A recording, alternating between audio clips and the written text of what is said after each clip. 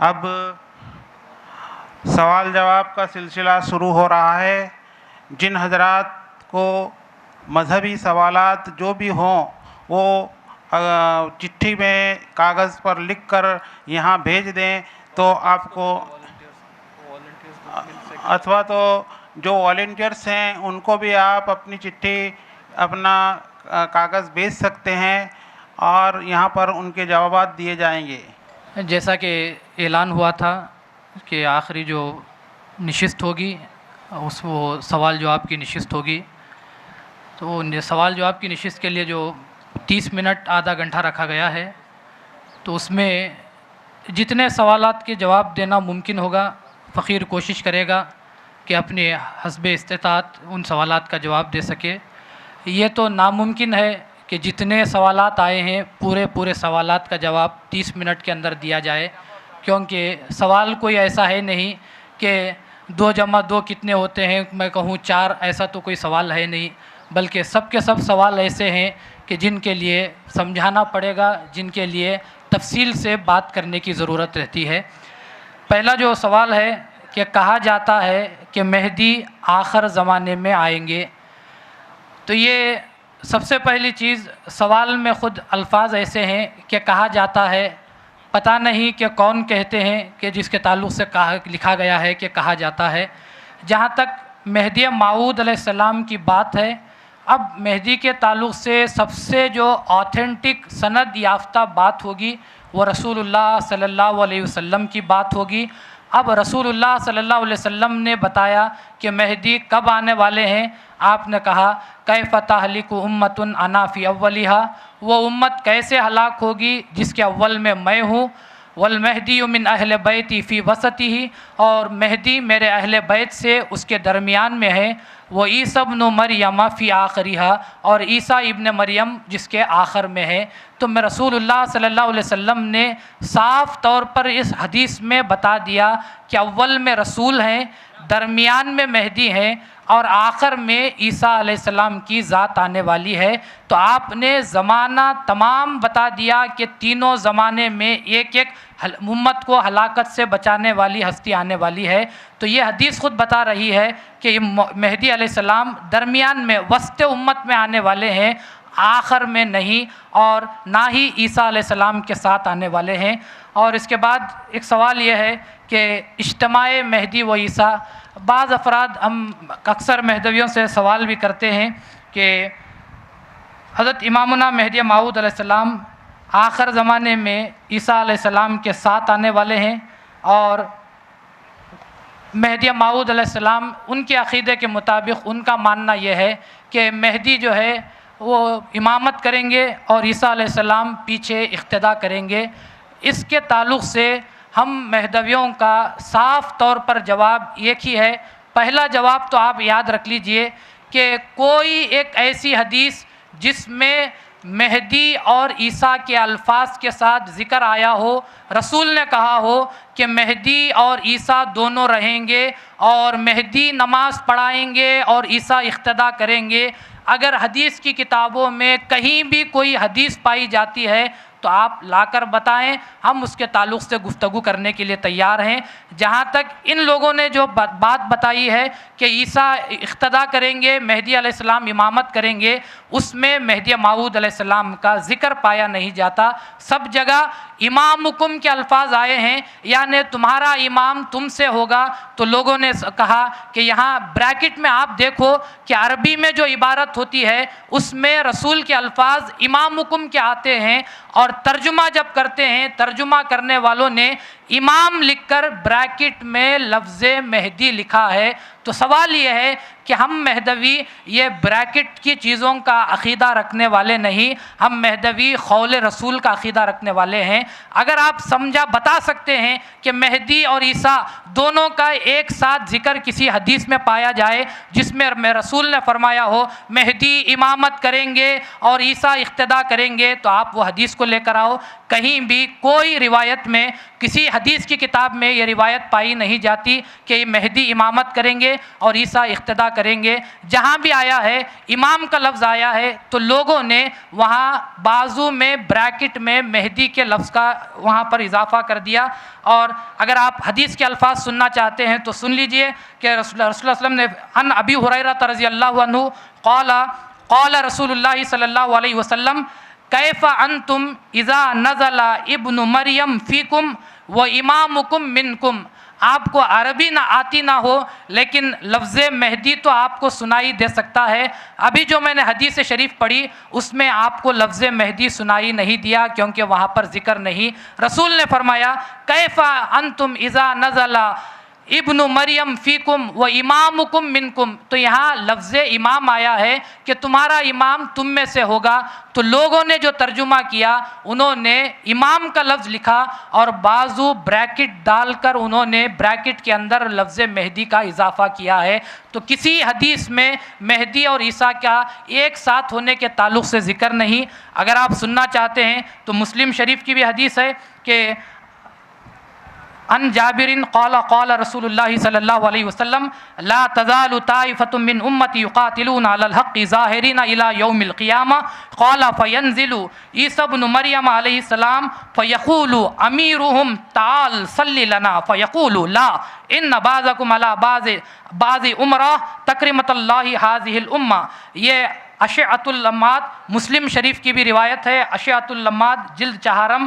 آپ اس میں یہ حدیث کو آپ نے سنا بھی ہے، اگر نہیں تو یوٹیوب میں ہے، آپ دوبارہ بھی سن لیجئے۔ اس میں بھی لفظ مہدی نہیں پایا جاتا۔ امیرہم یعنی ان جماعت کا امیر جو ہوگا ان میں سے ہوگا، یہی الفاظ آئے ہیں، لیکن ترجمہ کرنے والے جو کرتے ہیں وہ بعضو امیر کے بعد امیر مہدی کا اضافہ کر دیتے ہیں اور آپ کو بتاتے ہیں کہ دیکھو حدیث میں امام مہدی امامت کریں گے اور عیسیٰ نماز پڑھنے کی بات آئی ہے تو لوگ سمجھتے ہیں کہ حدیث میں آیا ہے تو صحیح ہوگا۔ اگر آپ کو حدیث سننا ہے تو عربی عبارت سنو، اگر اس میں عیسیٰ کے ساتھ مہدی کا لفظ سنائی دے رہا ہے تب وہ حدیث لے کر آؤ، تو ہم اس کے تعلق سے بھی بات کرنے کے لیے تیار ہیں کہ اس میں رسول نے کیا فرمایا ہے۔ اسی طرح ایک اور حدیث سناتے ہوئے اور دوسرے سوال کی طرف ہم جائیں گے کہ کسی حدیث میں لفظ مہدی نہیں آیا ہے بلکہ امام کا لفظ آیا ہے اور امیر کا لفظ آیا ہے۔ لوگوں نے وہاں پر والمراد منہ الامام مہدی، یعنی اس امام سے مراد امام مہدی ہیں، یہ لوگوں نے لکھا ہے، رسول نے نہیں کہا۔ عقیدہ جو بنتا ہے قرآن سے بنتا ہے، قول رسول سے بنتا ہے، عام لوگوں کے کہنے سے ہم عقیدہ اس بات کو بنا نہیں سکتے۔ تو یہ احادیث کے الفاظ ہیں جس میں کبھی بھی آپ مہدی کے لفظ کو نہیں سنیں گے۔ اور اسی طرح رسول اللہ صلی اللہ علیہ وسلم کی ایک حدیث ہے جو حضرت انس رضی اللہ تعالیٰ عنہ سے مروی ہے کہ رسول اللہ صلی اللہ علیہ وسلم نے فرمایا قال رسول اللہ صلی اللہ علیہ وسلم من ادرک منکم عیسیٰ ابن مریم فلیقرئہ منی السلام، کہ رسول اللہ صلی اللہ علیہ وسلم کا فرمان ہے کہ تم میں سے جو کوئی عیسیٰ ابن مریم کو پائے ان کو چاہیے کہ وہ میرا سلام ان تک پہنچا دے۔ تو یہ حدیث میں بھی جہاں رسول نے عیسیٰ علیہ السلام کا ذکر فرمایا ہے کبھی بھی مہدی موعود علیہ السلام کا ذکر نہیں فرمایا، کیونکہ خود رسول جانتے تھے کہ عیسیٰ علیہ السلام کا زمانہ اور ہے، مہدی موعود علیہ السلام کا زمانہ اور ہے۔ دونوں کا ایک ساتھ ذکر کرنا ایک ہی حدیث میں ثابت ہے جس کو میں نے آپ کے سامنے پڑھ کر سنایا کہ کیف تہلک امۃ انا فی اولھا والمہدی من اہل بیتی فی وسطھا وعیسی ابن مریم فی آخرھا۔ تو یہ ایک حدیث ہے جس میں لفظ مہدی کا بھی ذکر ہے اور عیسیٰ علیہ السلام کا بھی ذکر ہے، اور اس میں صاف بتایا گیا مہدی درمیان میں ہے اور عیسیٰ آخر میں ہے۔ اب آپ خود سوچ کر دیکھو کہ رسول فرماتے ہیں کہ مہدی درمیان میں اور عیسیٰ آخر میں، اور لوگ کہتے ہیں کہ مہدی اور عیسیٰ دونوں ایک ساتھ آخر میں ساتھ میں آئیں گے۔ آپ کو کس کی بات پر بھروسہ ہے؟ رسول کی بات پر بھروسہ ہے کیا لوگوں کی باتوں پر بھروسہ ہے؟ اگر آپ کا ایمان ہے کہ رسول نے جو کہا کہ مہدی درمیان میں آئیں گے یہ بات ہم مانتے نہیں، تو آپ کو آپ کا عقیدہ مبارک، آپ ان کی بات کو مانیے جو یہ ایمان رکھتے ہیں کہ مہدی اور عیسیٰ آخر زمانے میں آنے والے ہیں۔ ہم تو رسول پر ایمان لائے، ہم کو رسول کی بات پیاری ہے، رسول کی بات پر ہم ایمان لاتے ہیں کہ مہدی درمیان میں امت میں آئیں گے، وسط امت میں آئیں گے، اور عیسیٰ امت کے آخر میں آئیں گے۔ تو یہ خود زمانہ رسول نے بتا دیا۔ اب یہ کہنا کہ مہدی آخر زمانے میں آئیں گے، مہدی امامت کریں گے، یہ تمام رسول کے فرمان کو نعوذ باللہ غلط ثابت کرنے کی باتیں ہو جاتی ہیں۔ اور ہم یہ ہیں کہ ہماری گردن کٹ جائے تو کٹ جائے، رسول کے فرمان کو ہم کبھی غلط ثابت ہونے نہیں دیتے، یہ ہمارا ایمان ہونا چاہیے۔ تو اسی وجہ سے نہ مہدی آخر زمانے میں آنے والے ہیں اور نہ عیسیٰ علیہ السلام کے ساتھ آنے والے ہیں۔ رسول نے جیسا کہا ویسا مہدی آئے اور گئے، اب قیامت تک کوئی مہدی آنے والا ہے نہیں۔ اب جو آخر زمانے میں آنے والے ہیں وہ حضرت عیسیٰ علیہ السلام آنے والے ہیں۔ اسی طرح ایک اور سوال آیا ہے، یہ اقتدائے منکرین، اب اس کے جو تیسرا سوال آیا ہے وہ یہی کہ یعنی ہم مہدوی حضرات، ہمارے امامنا مہدی موعود علیہ السلام کا فرمان، اس فرمان پر عمل کرتے ہوئے ہم جو امام نے مہدی موعود علیہ السلام کی تصدیق نہیں کی ہے، ہم اس کی اقتداء میں نماز ادا نہیں کرتے۔ کیوں ادا نہیں کرتے؟ سب سے پہلی چیز تو ایک ہی ہے کہ ہمارے امام کا فرمان برحق ہے۔ امامنا مہدی موعود علیہ السلام نے فرما دیا کہ منکران مہدی کے پیچھے کبھی نماز نہیں پڑھنا چاہیے، تو ہم اس پر پابند ہیں، ہم کبھی بھی نماز نہیں پڑھتے۔ اب لوگوں کو سوال یہ کرتے ہیں کہ کیوں نہیں پڑھنا چاہیے، وہ قرآن وہی ہے، اللہ وہی ہے، قبلہ ایک ہی ہے، رکعتیں بھی اتنی ہیں، اس قسم کی باتیں لا کر آپ سے سوال کرتے ہیں کہ وہ تو تھوڑی الگ قرآن پڑھنے والے ہیں، ان کا قبلہ بھی وہی ہے۔ تو آپ کو کہنا چاہیے کہ اگر ایسی بات ہے تو آپ کو الگ مساجد نام سے بنانے کی کیا ضرورت ہے کہ یہ بریلوی مسجد ہے، یہ دیوبندی مسجد ہے، یہ اہل حدیث کی مسجد ہے۔ تم کو اختیار ہے کہ تم اپنے عقائد پر عمل کرتے ہوئے اپنے عقائد کے امام کے پیچھے نماز پڑھو، اور حملے کرتے ہیں تو صرف مہدویوں پر۔ یاد رکھو کہ دیوبندی کبھی بریلوی کے پیچھے نماز نہیں پڑھتا، کسی کو اعتراض نہیں، بریلوی کبھی دیوبندی کے پیچھے نماز نہیں پڑھتا، کسی کو اعتراض نہیں۔ یہ حضرات شیعہ لوگوں کو اپنی مسجد میں داخلے پر پابندی لگاتے ہیں، کسی کو اعتراض نہیں۔ یعنی 72 فرقوں کو اختیار ہے کہ سب اپنے عقیدے پر رہیں اور اپنے عقیدے کے امام کے پیچھے نماز پڑھیں۔ حملے ہوتے ہیں تو صرف اور صرف مہدویوں پر۔ یہ کیا ہے کہ تم صرف مہدویوں کے پیچھے نماز پڑھتے ہو، جیسا تمہارے عقائد کے پابند ہو، ہم بھی ہمارے عقائد کے پابند ہیں۔ تم کہتے ہو کہ ہماری نماز صرف وہابیوں کے پیچھے ہوتی ہے، وہ تمہارا عقیدہ ہے، لیکن ہم جو عمل کرتے ہیں کہ کسی عالم کی بات سن کر نہیں، خلیفۃ اللہ کی بات کو سن کر عمل کرتے ہیں کہ مہدی موعود نے فرمایا منکران مہدی کے پیچھے کبھی نماز مت پڑھو۔ اگر سہون یعنی غلطی سے، انجانے پن سے تم نے ادا کر لی ہے تو تم کو چاہیے کہ اس نماز کو دہرا کر تم کو پڑھنا چاہیے۔ تو یہ امام کا فرمان ہے، وہ امام مہدی جو اللہ کے خلیفے ہیں، تو ہم کو چاہیے کہ اپنے عقیدے پر پابند رہیں کہ منکران مہدی کے پیچھے ہم کو نماز نہیں پڑھنی چاہیے۔ اور آگے اگر آپ سمجھنا چاہتے ہیں تو بات سمجھیے کہ تمام جو خلفائے مہدی ہیں تمام نے اجماع کیا، اجماع کرتے ہوئے اسی فرمان کی روشنی میں تمام مہدویوں کو اس بات کا حکم دیا۔ حضرت بندگی میاں سید محمود ثانی مہدی، حضرت بندگی میاں سید خنمیر صدیق ولایت، حضرت بندگی میاں شاہ نظام دریائے وحدت آشام، حضرت بندگی میاں شاہ نعمت مقراض بدت، حضرت بندگی میاں شاہ دلاور مقبول مہدی رضی اللہ عنہم، ان تمام نے اور تمام دوسرے مہاجرین مہدی نے تمام نے اجماع کرتے ہوئے فیصلہ سنایا کہ اس فرمان مہدی کی روشنی میں ہم کو نماز نہیں پڑھنی چاہیے۔ تو ہم مہدوی پابند ہیں کہ ان بزرگان دین کے فیصلے پر عمل کریں، جیسا امام ابو حنیفہ جو اپنے دور کے فقیہ ہیں، عالم ہیں، ان کی بات پر عمل کرتے ہوئے حنفی مذہب پورا چل رہا ہے، کسی کو اعتراض نہیں ہے۔ اسی طرح ہمارے جو خلفائے مہدی موعود علیہ السلام ہیں، امام ابو حنیفہ تو فقط فقیہ تھے، اور ہمارے خلفائے مہدی اللہ کو دیکھنے والے، خدا کا دیدار کرنے والی ہستیاں تھیں، جن کی جو فنا فی اللہ ہو چکے تھے، ان کی بات کی خلاف ورزی کر کر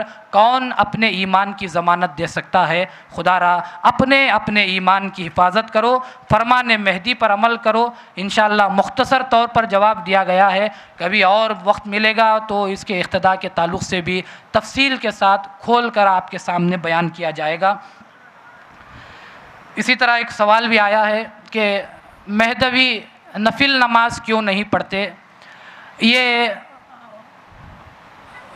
بہت ہی آسان مسئلہ ہے کہ مہدوی نفل نماز کیوں نہیں پڑھتے۔ اس کا جواب میں دینے سے مناسب ہے کہ آپ خود جو ہے اس کا جواب دیں۔ مثال کے طور پر اگر میں تجارت کرنے والا ہوں، میں بزنس مین ہوں اور مجھ پر جو ہے قرضہ ہے، دیوا ہے مجھ پر، اور میں جو ہے اس قرض کو ادا نہ کروں اور لوگوں میں پیسے بانٹتا ہوا پھروں، تو آپ پکڑ کر مجھے کہیں گے کہ پہلے دینے والوں کا جو قرض ہے وہ ادا کرو، یہ بعد میں بانٹنے کا کام کرتے رہنا، کیونکہ یہ جو تم بانٹ رہے ہو یہ ضرورت سے زیادہ کا کام ہے۔ پہلی چیز جو ادا کرنی ہے، جو تم پر قرضہ ہے، جو قرض تم نے لیے ہیں وہ تم کو ادا کرنا چاہیے۔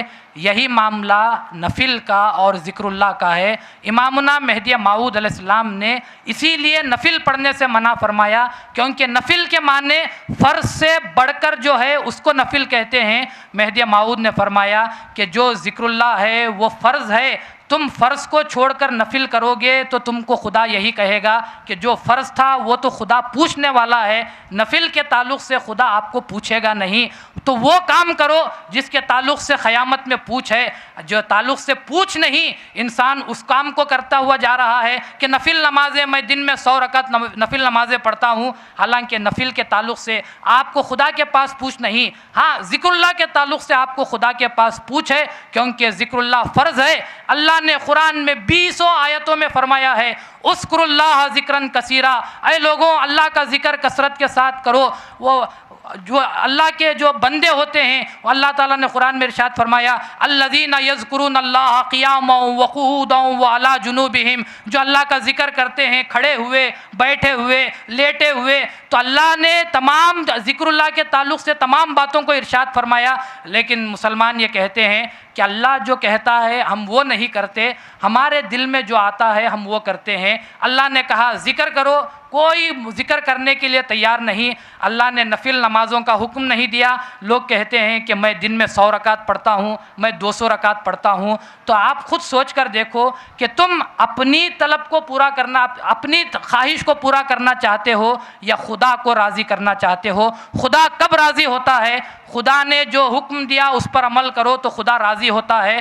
تم اپنے طرف سے کوئی کام کر لو، مثال کے طور پر فجر کی نماز 2 رکعت ہے، اب ایک آدمی کہے کہ میں 2 رکعت کیا میں 4 رکعت فجر کی نماز پڑھوں گا، تو ہم کہیں گے کہ تو عبادت نہیں کر رہا ہے بلکہ تو خدا سے بغاوت کر رہا ہے، کیونکہ خدا نے کہا 2 رکعت تو 2 رکعت پڑھنا عبادت، 4 رکعت پڑھنا عبادت نہیں۔ کیوں؟ حالانکہ 4 رکعت میں تو انسان کو زیادہ ثواب ملنا چاہیے، لیکن دین یہ کہتا ہے، دینداری اسی کا نام ہے، خدا نے جو کہا کر لو اسی کو دین کہا جاتا ہے۔ تو ذکر اللہ ہے، اللہ نے ذکر کا حکم دیا، مہدی موعود نے کہا ذکر اللہ جو فرض ہے اس کو چھوڑ کر نفل پڑھنے کی کوئی ضرورت نہیں۔ نفل نماز ہے، تم کو اس کے تعلق سے پوچھ ہی ہونے والی نہیں، ہاں ذکر کے تعلق سے پوچھ ہونے والی ہے، اور دیگر فرائض کی تو آپ قضا بھی کر سکتے ہیں لیکن ذکر اللہ کی قضا نہیں۔ کیوں؟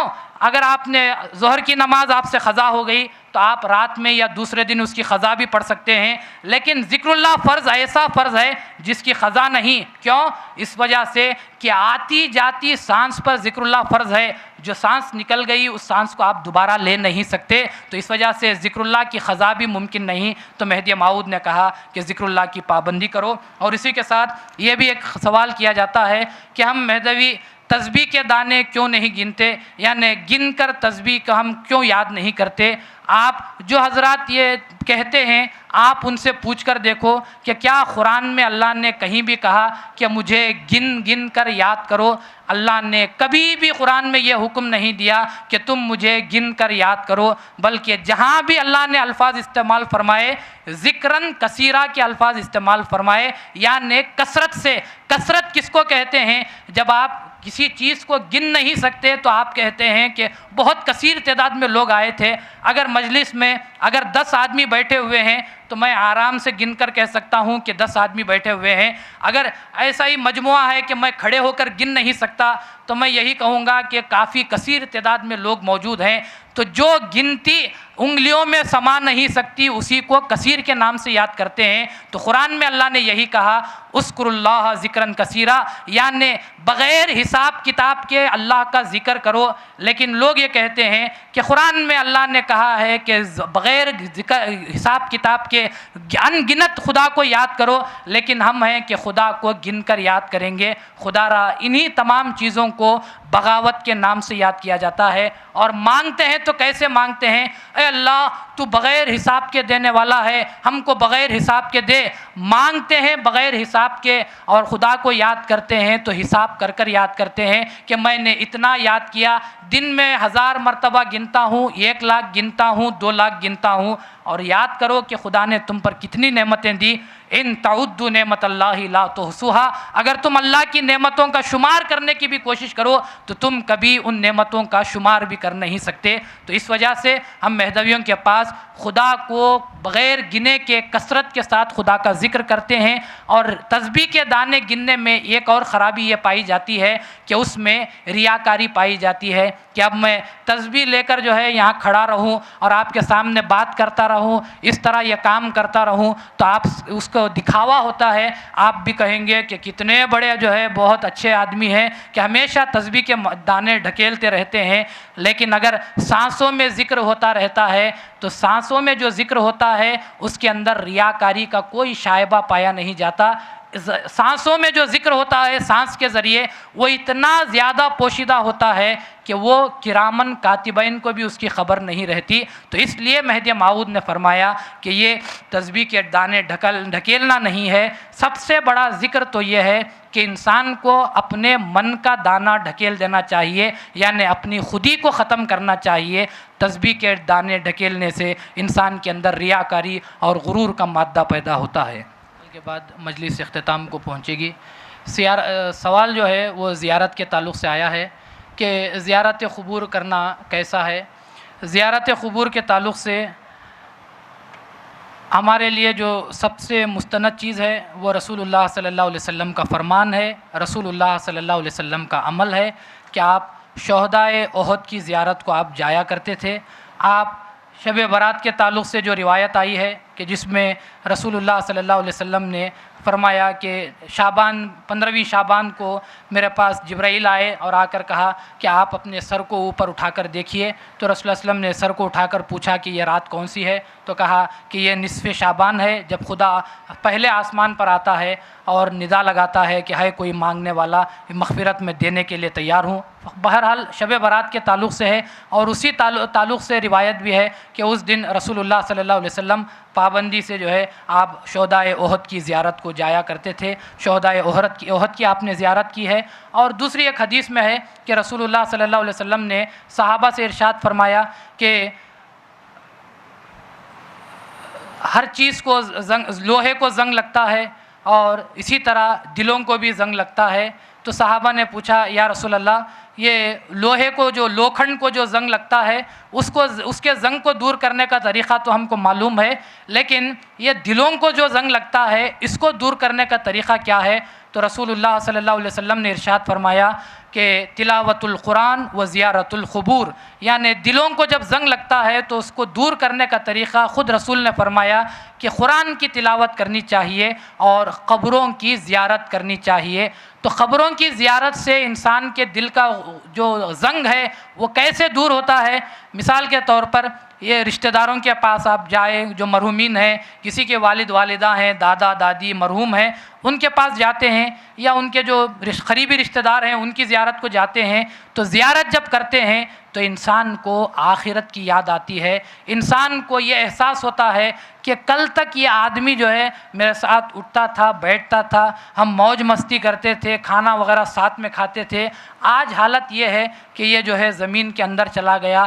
کل جب بھی جب انسان کی اللہ نے موت رکھی ہے، کل ہر انسان کو اس راستے سے گزرنا ہے، اس مقام پر اس کو پہنچنا ہے، تو انسان کو زیارت قبور کرنے سے اپنی موت یاد آتی ہے، آخرت کا خیال پیدا ہوتا ہے، تو انسان کے دل کا زنگ دور ہوتا ہے۔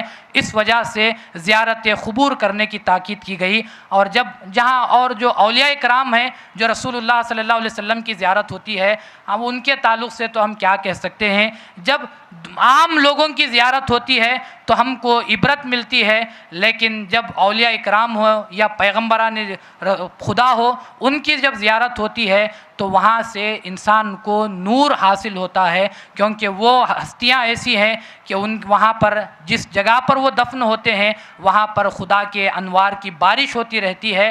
آپ جب جاتے ہیں ان کی زیارت کی نیت سے تو ان انوار کی بارش کے چھینٹے آپ پر بھی پڑ جاتے ہیں۔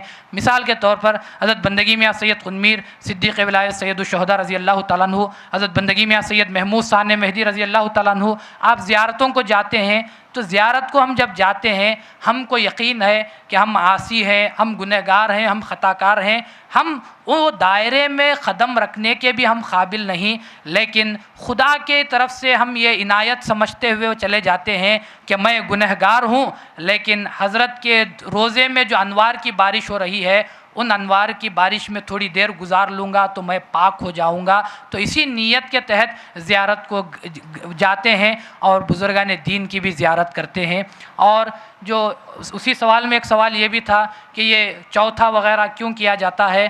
چوتھا کرنے کا مقصد یہ ہے کہ رسول اللہ صلی اللہ علیہ وسلم نے فرمایا کہ مومن کو 3 دن سے زیادہ سوگ کرنے کی اجازت نہیں، یعنی اس کے کوئی متعلقین میں کسی کا انتقال ہو جاتا ہے تو مومن 3 دن سے زیادہ سوگ نہیں کرتا، تو اس وجہ سے تیسرے دن، بعض مقامات پر چوتھے دن گھر میں کھانا وغیرہ بنا کر یہ اعلان کیا جاتا ہے کہ آج ہمارے گھر میں سوگ ختم ہو گیا، تو اس وجہ سے وہ زیارت بھی کی جاتی ہے، کھانا پکا کر سوگ ختم ہونے کا اعلان بھی کیا جاتا ہے۔ اور جو چہلم کیا جاتا ہے وہ چہلم حقیقت میں رسول اللہ صلی اللہ علیہ وسلم کی احادیث میں بھی آیا ہے کہ آپ نے فرمایا کہ جب کسی کا انتقال ہوتا ہے تو مرحوم کی ارواح کو اس بات کی اجازت ہوتی ہے کہ وہ انتقال کے دن سے 40 روز تک عصر کے وقت میں اپنے گھر کو آتی ہے جہاں پر اس کا دم نکلا تھا، اور فجر کے وقت میں وہ واپس اپنے قبر کی طرف جاتی ہے، تو 40 دن تک ان کو اجازت رہتی ہے کہ وہ عصر کے وقت آتے ہیں اور فجر کے وقت جاتے ہیں۔